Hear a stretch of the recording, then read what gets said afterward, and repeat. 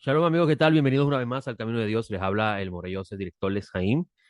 Y para mí es un gusto estar nuevamente con ustedes aquí en PAB 550. Hoy, 9 de octubre del año 2022, que equivale al día 14 del mes de Tishrei, de acuerdo al calendario de Hillel. Esto significa que hoy al anochecer, alrededor del mundo, diferentes personas observantes de la fe judía van a estar construyendo, o mejor dicho, morando, por 7 días en una sukkah, en un tabernáculo, para con ellos conmemorar y cumplir con el precepto divino de morar en tabernáculos por 7 días, de acuerdo a la ordenanza bíblica. Y sobre esa tradición y su evolución, o mejor dicho, sobre ese precepto y su evolución vamos a estar hablando hoy, pero primeramente queremos darle gracias al Dios de Abraham, Isaac y Jacob por concedernos esta oportunidad de estar con ustedes media hora, levantarnos en las mañanas los domingos y prepararnos para estar aquí con ustedes temprano en la mañana. Es para nosotros un gusto, es algo que hacemos sin ninguna carga alguna, y es porque queremos compartir con ustedes la Sagrada Escritura desde la perspectiva del pueblo, que es el custodio de ellos. Pablo de Tarso dice en su carta a los romanos o a los creyentes del Mesías en Roma, porque cuando decimos romano pensamos que se refiere simplemente a romanos, sino se refería a los creyentes en el Mesías en Roma. Pablo de Tarso dice que la ventaja que tenía o tiene todavía el judío sobre el gentil es que ellos son los custodios de los oráculos divinos. Quiere decir que Dios le encomendó a ellos cuidar, preservar y transmitir la revelación que estos recibieron a partir de la experiencia del Sinaí. Incluso Pablo de Tarso también en esa misma carta dice que a ellos le pertenecen los pactos, las promesas, la promulgación de la ley, la adopción, la gloria. O sea, cuando Pablo de Tarso dice la adopción, significa que Dios los adoptó a ellos como sus hijos. Y de quien vendría también el Mesías, quien es el Señor sobre todos. Y es interesante encontrar que Pablo de Tarso dice que a ellos le corresponde la encomienda de dar a conocer las leyes divinas. Y esto es muy importante porque estamos leyendo una carta de un judío llamado Pablo, quien fue escogido por el Señor Yeshua para hablar a los gentiles de la esperanza del Mesías, porque los gentiles no sabían nada del Mesías, no tenían conocimiento alguno de que vendría un Salvador, qué significaría ser salvo. Los gentiles no sabían que el Dios de Israel era el único Dios verdadero y adoraban otros dioses. Los gentiles no sabían que habría resurrección de los muertos. Tanto es así que cuando Pablo de Tarso está hablando con los atenienses en capítulo 17 de Hechos, ellos se burlan de Pablo cuando él empieza a hablarle de la resurrección. Quiere decir que los gentiles no sabían nada de la resurrección. O sea que ese trasfondo histórico-cultural del mundo gentil es sumamente importante para poder conocer por qué Pablo de Tarso habla las cosas que habla en las cartas que tenemos. Y cuando cogemos estas cartas de Pablo de Tarso y las aislamos, las sacamos de ese contexto cultural y ese pensamiento de la época, entonces nacen doctrinas que son extrañas a los apóstoles. Por ejemplo, cuando se habla de la salvación, muchas veces hemos hablado aquí en este programa que la salvación, que el concepto de la salvación está predicado por los apóstoles no es extraño a lo que usted conoce al Antiguo Testamento. O sea, en la Biblia hebrea, la Biblia que estudiaba Jesús, la Biblia que conocía a Jesús, la Biblia que conocía a sus apóstoles, la Biblia que conocía a Pablo de Tarso, que la que él citaba cuando decía las cosas que decía en sus cartas, por ejemplo, cuando dice, como está escrito, despierta tú que duermes y te alumbrará el Mesías. ¿De dónde sacó eso? Eso no es un invento paulino. Pablo de Tarso está citando un texto sagrado que pertenece a la Biblia que ellos utilizaban, que nosotros hemos lamentablemente dejado a un lado y hemos quitado el valor importante que tiene ese documento para nosotros poder entender los escritos que tenemos en nuestras manos como el Nuevo Testamento.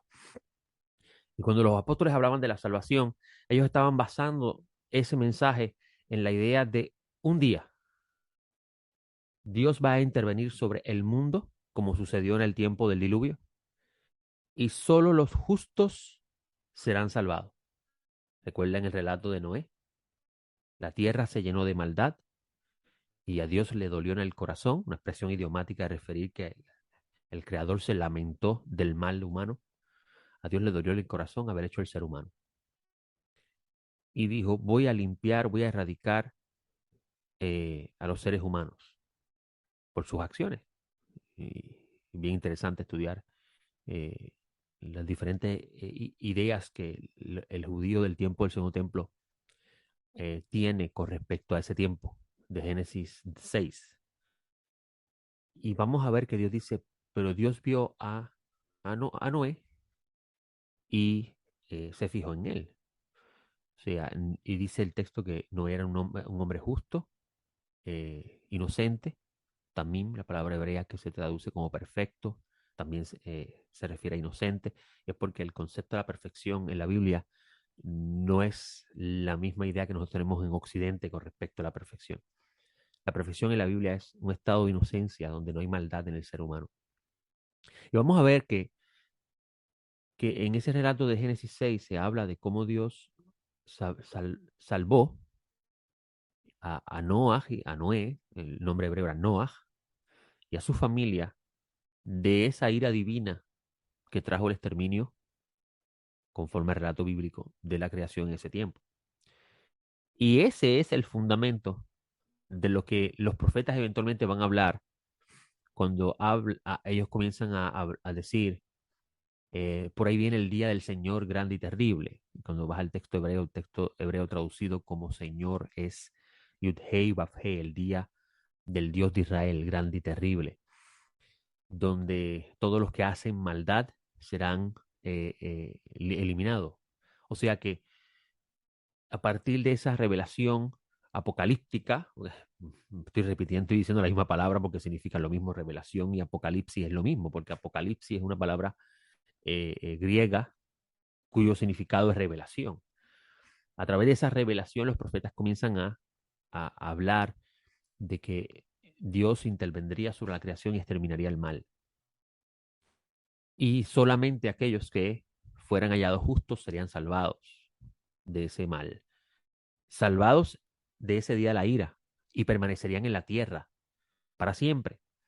Ese es el mensaje del Evangelio que los discípulos van a estar promoviendo o promulgando entre las naciones. Viene ese día, crean en el Señor Jesús, crean que Él es el escogido para reinar sobre este mundo.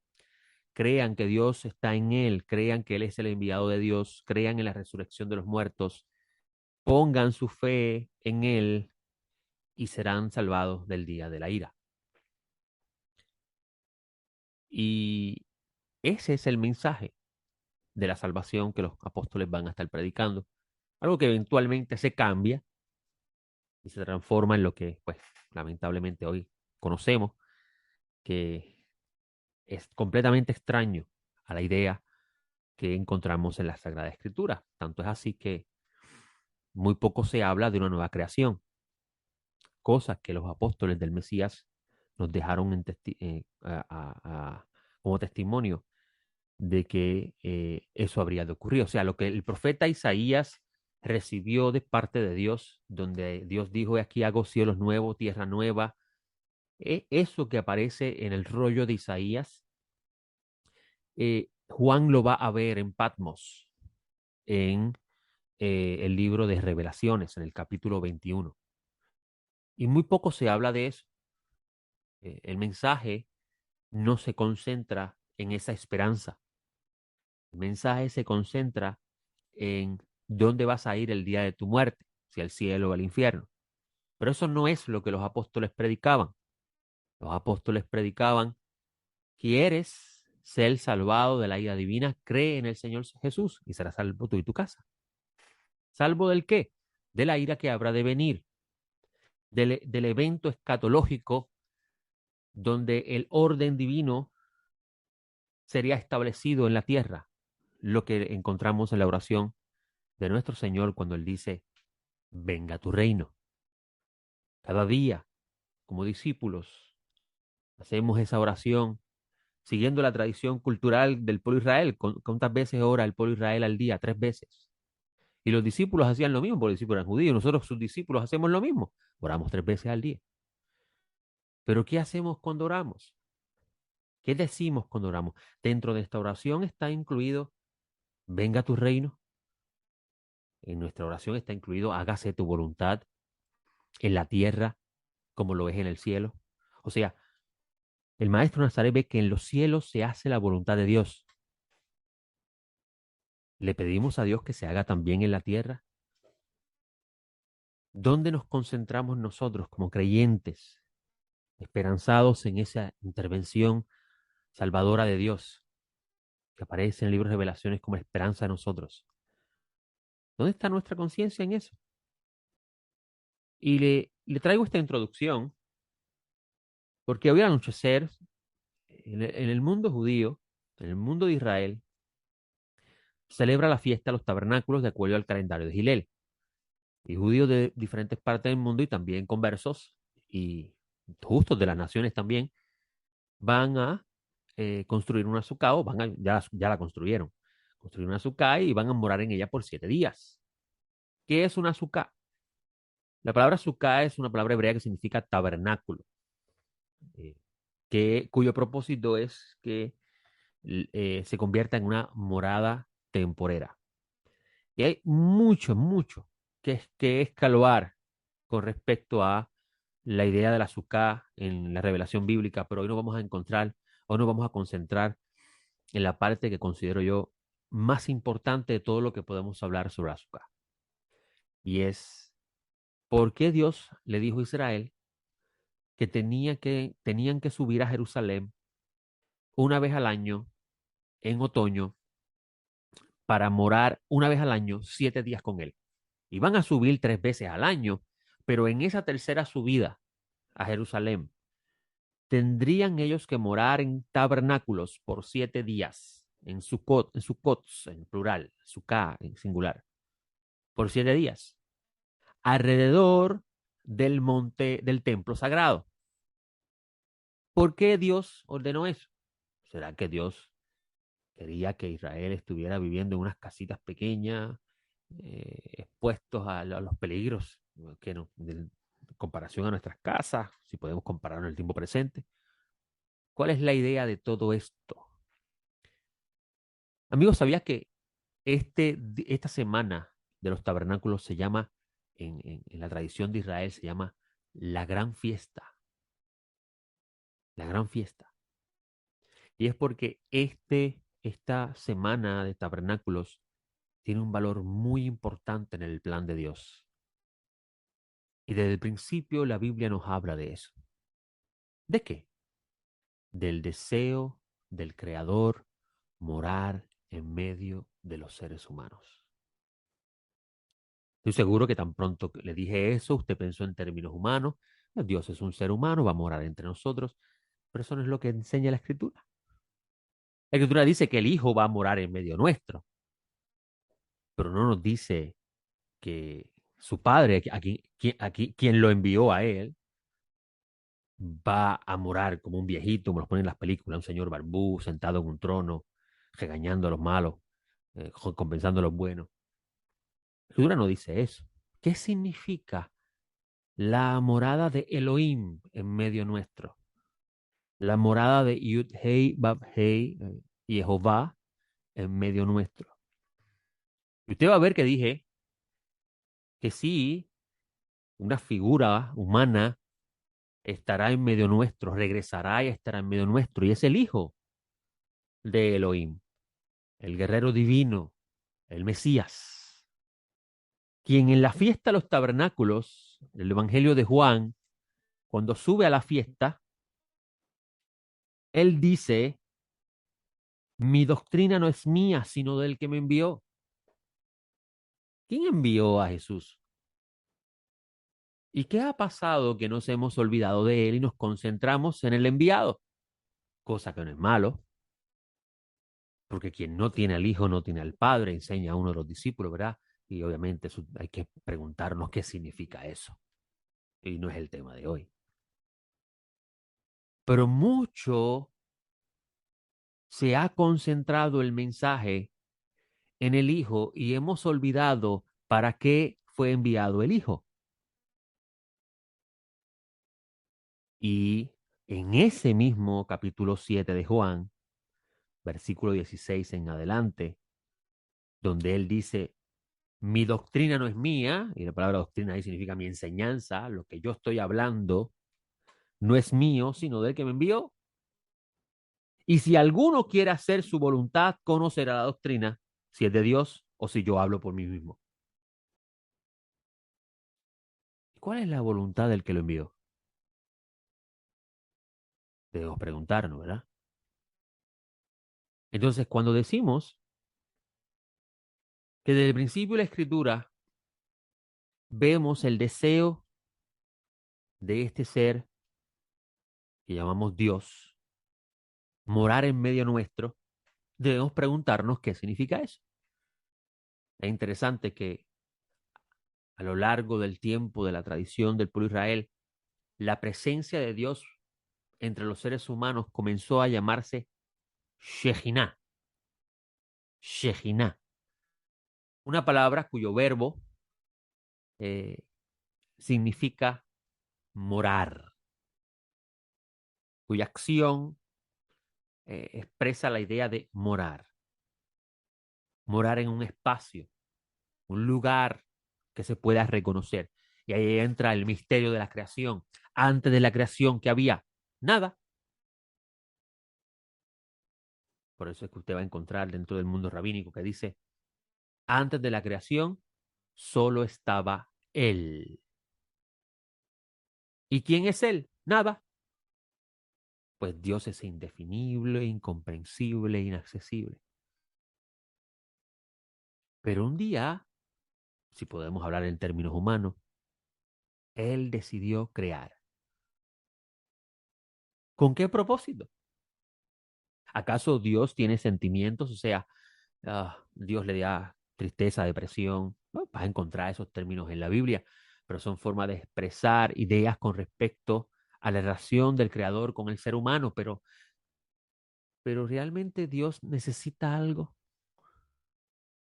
Usted va a encontrar en la escritura que Él le dice al pueblo de Israel, yo no necesito sus ofrendas, sus sacrificios. Yo no necesito su dinero. Mío es el oro, mío es la plata, yo los creé. Míos son los animales. Entonces, ¿qué quiere Dios? Te va a encontrar que el punto culminante del relato de la creación en Génesis 1 es el humano y el Shabbat. Hay un vínculo perfecto entre Adán y el Shabbat. Por eso es que vas a encontrar al Señor Jesús decir, el Hijo del Hombre es el Señor del Shabbat. El Shabbat fue creado por causa del hombre. ¿Por qué? Porque el hombre vino primero. Cuando decimos el hombre me refiero a este término bíblico que en hebreo es Adam, que significa el humano. El humano. Que habla de varón y hembra. Ambos son humanos. Y el punto culminante de la creación es la creación de Adán, del humano. De ahí es cuando se entiende que todo fue creado para el humano, para Adán. Y era el deseo de Dios poder relacionarse con ese ser humano. Así que la creación no es un accidente. La creación tiene una intención. El deseo de este ser inaccesible, incomprensible. Te mira estas imágenes que nos enseña el telescopio de James Webb, de todos los universos que existen en este espacio que nosotros decimos, wow, ¿qué es esto? Toda la galaxia, qué grandeza. Y usted puede pensar que esto es producto de un accidente y no lo es. Y usted rápido va a decir, ¿quién creó todo esto? Más, ¿quién? ¿Dónde está Dios? Si el universo es así de grande. Como dice Pablo de Tarso en Hechos 17, en él vivimos, nos movemos y existimos. Esto es interesante Porque quiere decir que un judío llamado Pablo predicando a los gentiles dice algo que los judíos llevan años y años y años diciendo. Porque claro, Pablo era judío. Nosotros estamos dentro de él, donde los paganos mal comprendieron eso y pensaron que los árboles son Dios, que las plantas son Dios. No, eso es la creación. La creación está dentro de él. Pero ¿dónde está él? En ningún lugar. Por eso es que uno de los nombres de Dios, Macom, el lugar. Incluso de eso es que Pablo de Tarso en Hechos 17 dice: en él nos movemos, existimos y vivimos, porque él es Macom, él es el lugar. Pero dentro de ese lugar donde se encuentra el humano, hay otro lugar. Y obviamente por tiempo no puedo hablar de eso, pero está relacionado al misterio del Mesías, porque Pablo de Tarso nos enseña que el Mesías es el medio a través del cual Dios creó todas las cosas.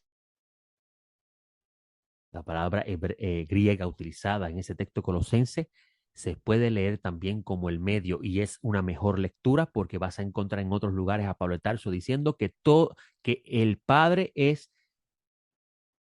el emanador de todas las cosas, se lo dice en Corintios capítulo 8, y nosotros somos para Él, y el Mesías es el medio a través del cual son todas las cosas. Pero esta semana comenzamos, como les dije, la fiesta de los tabernáculos. Y debemos preguntarnos por qué es importante conocer hoy la sombra de lo que ha de venir. Pero el Tarso le dice a un grupo de creyentes en el Mesías en Colosas que nadie los juzgue por comida en Shabbat, por noviluno. Y muchas personas han entendido bien lo que Pablo de Tarso dice. El gentil no está obligado a observar esas cosas, que son bíblicas, que son santas, son buenas. Es verdad, no está obligado, obviamente. Hay que entender el contexto histórico del por qué Pablo lo dice y ahí entra en escena la importancia de estudiar un concepto importantísimo, valioso dentro de la cultura romana del tiempo del imperio, el culto imperial, donde hasta a el César se le adoraba como divino, divinus César. Pero eso para otra clase. Y a los de Colosa, Pablo de Tarso le dice que nadie los juzgue por no observarlo. Ustedes están completos en el Mesías, la realidad de ustedes es el Mesías, pero él les dice también, esto es sombra de lo que ha de venir. Quiere decir que va a venir eso. Y entre esas cosas está la fiesta de los tabernáculos, Sukkot.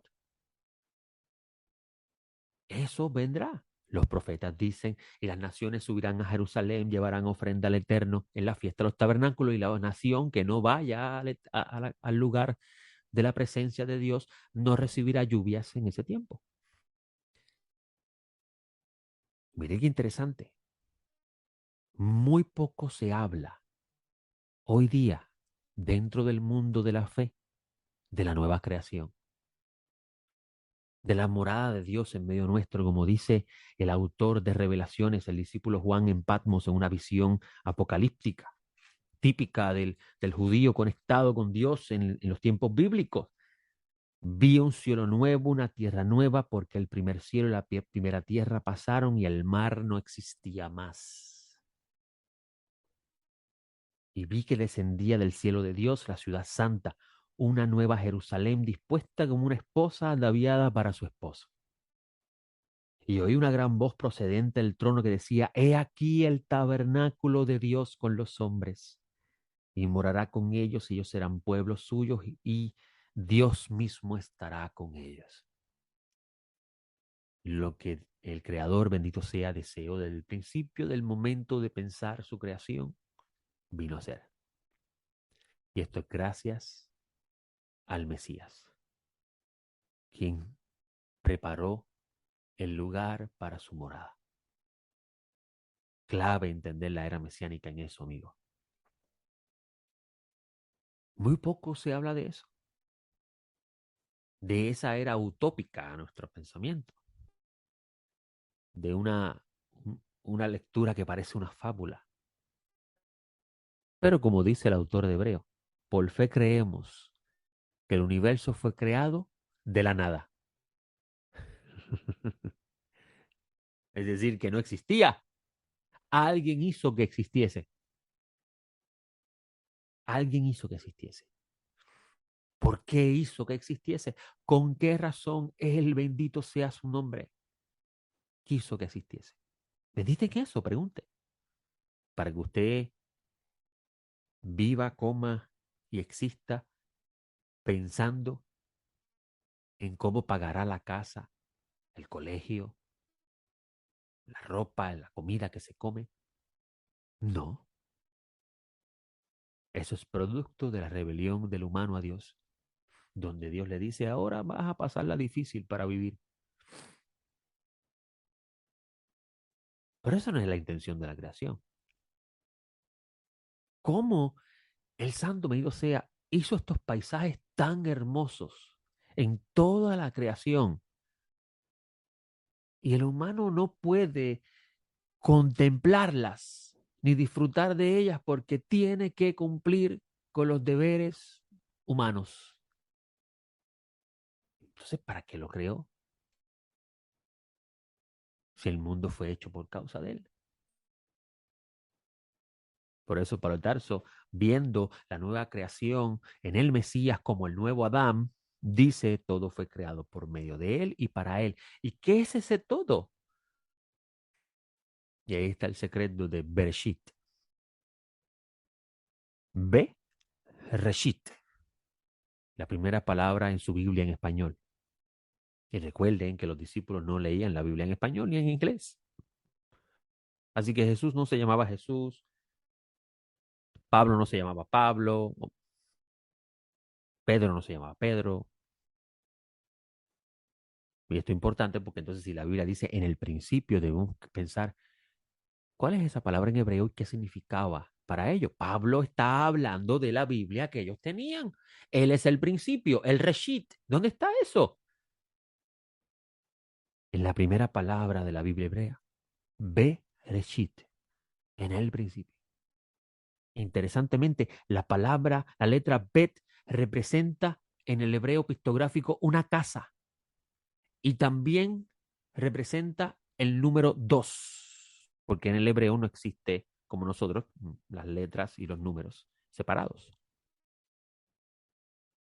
Y parece que ya desde el principio, como dice la escritura, él revela al final del principio, parece que desde el principio Dios estaba hablando ya de dos creaciones o dos principios. Esto es importante porque entonces la misma Biblia destruye esa idea de que Dios trajo otro plan, un plan B, que lo diseñó a última hora porque el humano se le reveló a Dios por culpa del diablo. No, no. Por eso que el Mesías puede decir, antes de Abraham, yo soy, porque él es parte del Reshit, del principio. Y es interesante, tenemos esta creación y vamos a ver que los profetas hablan de un nuevo cielo, una nueva tierra, o sea, una nueva creación. ¿Dónde está eso revelado al principio? En esa palabra, Bereshit. Dos principios. Por eso que Pablo habla de dos Adán, uno celestial y uno terrenal. El terrenal vino primero, después vino el celestial y el celestial regresará. ¿Para qué? Para tomar su lugar en la segunda creación. Y no tengo tiempo para más, pero hay tanto que hablar de la fiesta de los tabernáculos relacionado al plan de Dios que tendríamos que estar muchas horas. Espero con este espacio haber cumplido con mis propósitos aquí en esta emisora y le pedimos al Todopoderoso que lo llene de la luz del Mesías y usted pueda andar en sus caminos esperando al Rey. Les hablo yo, soy director Jaime. Nos vemos la próxima. Shalom.